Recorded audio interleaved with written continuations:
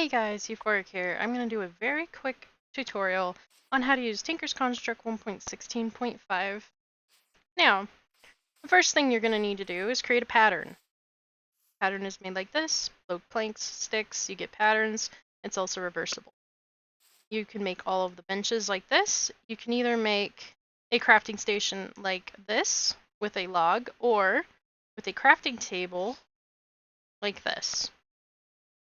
I'll give you a crafting station. You can make your tinker station with patterns like this, oak planks like this, and you can make your final crafting station, the part builder, out of 2 patterns and 2 oak planks. Now if you'll see right here, I have all of the different materials that you can use in the part builder.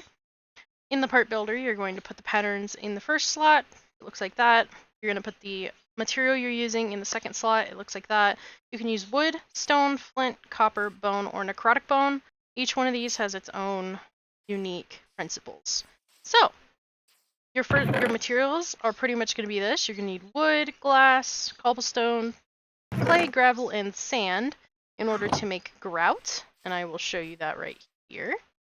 So your clay is going to come out in these clay balls. You combine that to make clay. Once you've made the clay, you put the clay in one of the blocks, gravel in 4 of the blocks, sand in 4 of the blocks, and you will get grout. You take this grout, and when you smelt it in a furnace, you will get seared bricks. The next step you move on to is called the melter. Once you get the seared bricks, you're going to put together a seared fuel gauge with 5 pieces of glass, 4 seared bricks. Once you get the seared bricks all together and you get your seared fuel gauge, you set it up like this for the seared melter. Then you make a seared heater, just like this, like you would a furnace. Then you would want a seared faucet, right like that, with the seared bricks to make the faucet. Your seared casting basin, right like that, to make the seared casting basin. And the seared casting table, right like that, to make your seared casting table. Then you would lay it out like this. You would have the seared heater on the bottom. You'd need some kind of fuel inside, and you would have the melter on top. It would show you what you're using as fuel. This is your basin, and this is your casting table. You would take and put copper ore into here. You need 4. You need 4 total ingots inside of this melter here. And you'll see what that looks like in just a moment. It fills up. You've got 4 ingots in there, so 3 copper is plenty. You need 3 copper ore in there. Once you have the 3 copper ore in there, then you can go ahead and mine this up. I don't have pickaxe. Just get a regular one. And then you go ahead and mine this up. Once you've got this mined up, you put the seared heater inside of the basin, and you pour the copper on top of your seared heater. You wait for it to smelt the heater. And when it's done, you will get the smeltery controller. Then we move on over to here. We're going to start creating the base of the smeltery. So the beginning of the smeltery starts like this. You're going to want seared bricks in a 4-shape pattern, or 2-shape pattern, to make the seared bricks. That gives you this block. Then you're going to want the sides of your smeltery, so you're going to need glass, seared bricks to make seared glass. Then you're going to want your tank for the smeltery. In order to make that, you need seared bricks around glass. Then you're going to need your seared drain for your smeltery. And in order to make that, you need 2 pieces of copper and 4 seared brick to make the seared drain. And then finally, you need the seared ingot tank with 3 seared bricks on either side and 3 glass in the middle. Once you get all of these items, you'll need the seared faucet we created earlier, the seared casting basin, and the seared casting table. Once you've created those, you want to head on over to wherever you're going to be putting your smeltery. I'm going to put it right here. I usually make it 3x3. You do it 4x4, 5x5. You can even do it 2x2. So right now we're going to do it a 4x4, just to make a little bit of a bigger one. You're going to need your seared glass, as well as your drain, as well as your seared fuel tank, and your smeltery controller that you made earlier. I would just put a dummy block right here. This can be any block, so we can even put an oak log right here. Just that way so you can lift your smeltery up. You're going to place a smeltery on top of that. Then you're going to place your seared fuel tank next to your smeltery. Then you're going to place a drain next to your fuel tank. Now you can place these anywhere you want as long as they're facing inwards. you need this black square facing towards the inside of the tank. And then you can fill up the rest of your tank or your area just with dummy blocks, it doesn't matter. But you need to make sure that anything touching the inside of your smeltery has blocks from the seared tank. So like that. So now once you've got this, you need lava. Once you get the lava, you can put the lava in. Obviously I'm in creative, so it's going to go pretty fast. Once I've got the lava in here, I can put, so I'm going to put these faucets on here, then I'll put that here, and in fact, I'm going to go ahead and make another one here, just so I can show you what it looks like to have a ingot tank. So this ingot tank here, we're going to put it right underneath the smeltery faucet and do right like that. So you're gonna have a lot of copper, let's say, and you wanna smelt all that copper up. We're gonna smelt all that copper, and as you can see, it's inside of the smeltery right here, and we're waiting for it to smelt up.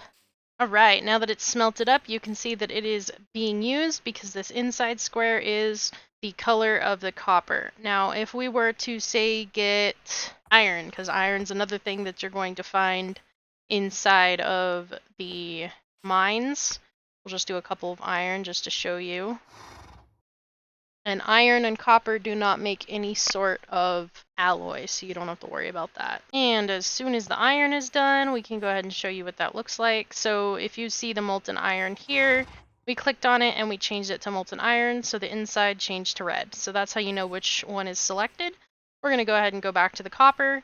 I'm deciding that there's probably way too much copper in here, and I don't want that much copper. So I made sure that I had the copper selected, and I'm going to, usually with an empty hand, and then you just slap the faucet. You have to make sure that it's draining into an ingot tank, and you can fill this ingot tank. Alright, so once this ingot tank is completely filled, you can actually pick this up and you can move this ingot tank wherever you want it. So that ingot tank is going to be filled no matter where it's at. So you can go ahead and put another one down and you can fill it with the iron, and as you can see there's not as much iron, so it's only going to fill about halfway. And now the iron's gone.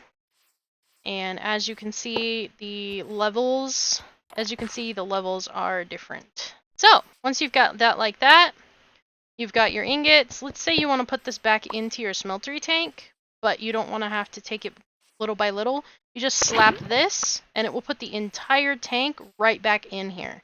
Now we've got the copper in here, and we're going to make a mold out of some sand. So we're going to get a piece of sand. We're going to put it in our crafting inventory, and then you're going to get a blank sand cast. This blank sand cast can be put onto the casting table, then a material. We're going to go over here to the casting bench. That, this, that, and then like that.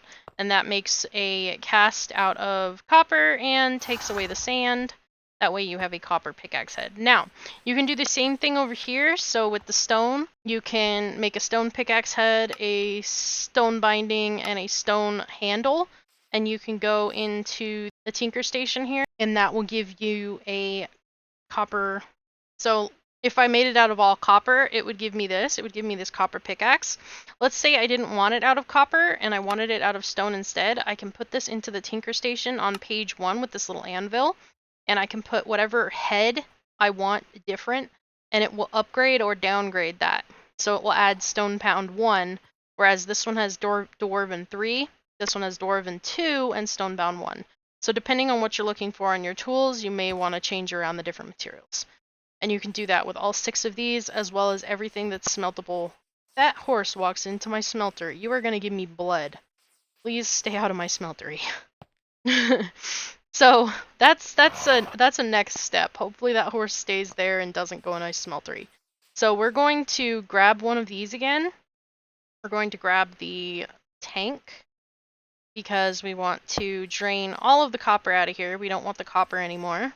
I'm going to teach you how to make gold cast. So we're just going to get some gold here, and we want to make a couple gold casts. So with this copper pickaxe head, I'm going to go ahead and place it down in there. We're probably only going to need like 3 ingots. I think 2 ingots is plenty, but we'll do 3 just in case. I'll make it out of wood just so you can see that it can be done out of wood. And then we'll make a tool handle as well. and we'll also make a small axe head. And I'll just go over here, and now you can see the gold in there, and boom. This is how you make your gold cast.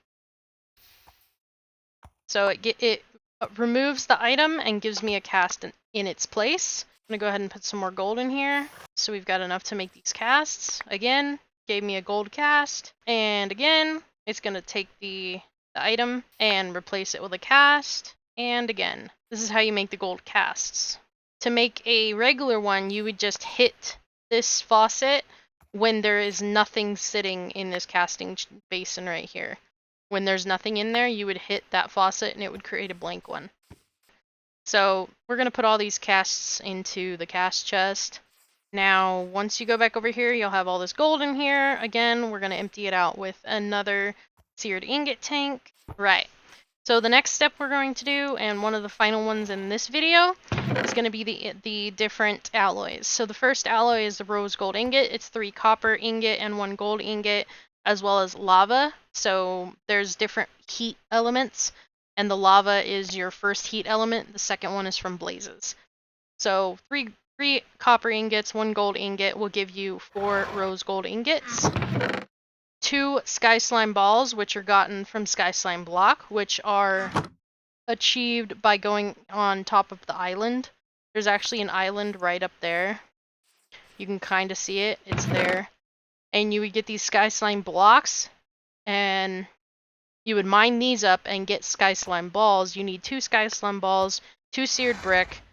You would use lava and an iron nugget, or an iron ingot, and get 2 slime steel ingots. Then the other one is 3 copper, 1 glass, lava, and you would get 4 bronze. And then the last one would be rotten flesh, or some type of something that gives you blood. If you step in your smeltery, you'll give it blood. If an animal falls in the smeltery, it will die and give you blood. If you throw chicken eggs and hatch a chick in the smeltery, it will give you blood. A clay ball and an iron ingot with lava will give you a pig iron ingot. The reason that this matters is because of the anvils. Anvils are the slime steel anvil, bronze, rose gold, pig iron, queen slime, manulin, apatizan, netherite. So each of these is created by a block of slime steel, or by a block of bronze, or block of rose gold, block of pig iron. So that's about it. Basically, this mod just allows you to create different types of tools out of different types of materials.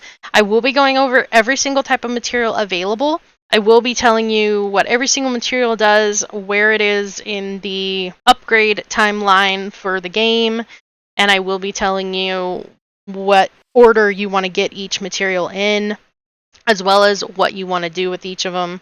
I will be going over the upgrades in the next video as well. If you have any questions, feel free to leave them down in the comment section below. I hope this helped people.